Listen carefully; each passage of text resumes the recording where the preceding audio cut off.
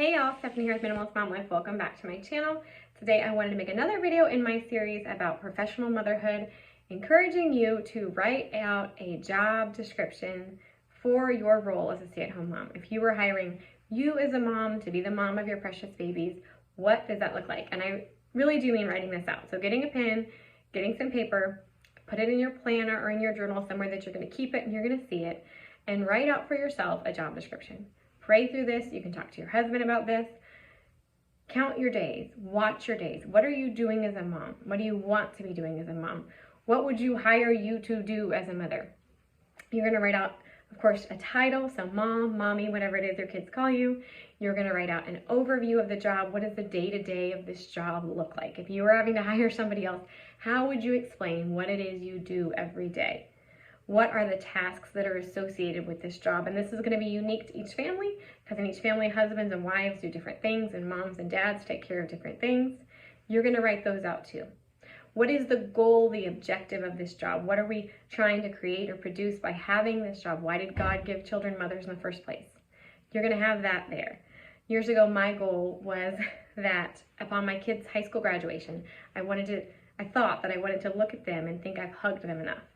And I have since decided there's no way I could ever think I've hugged my kids enough, but that goal was centered on the real goal of my time really being invested into my children, that I want my children to remember me as affectionate and warm and loving, and that I really gave it my all, that I really spent this 18 years pouring me into them because I knew it would be worth it in the end. So what are your goals? What are your objectives in having a mother for your kids? What are the tasks? What are the continuing education credits that you may need to be a mom? So what do you need to be doing to continue growing as a mother? Put that on the job. You know, some jobs, in order to keep up your licensure, you have to take continuing education credits. Some it's so that you can get a pay raise, you have to take continuing education credits. But things like, do you need therapy? Do you need parenting classes? Are there books you need to read? Do you need a mentor? Do you need to forgive your own parents? Do you need to call your parents and ask for advice? What are the things you need to do for continuing education? You're also going to have a piece in there about what are the job expectations time-wise. Well, it's 18 years at least per kid, and then you're still a mom, but I mean especially having them at home. But beyond that, how are you going to compensate yourself?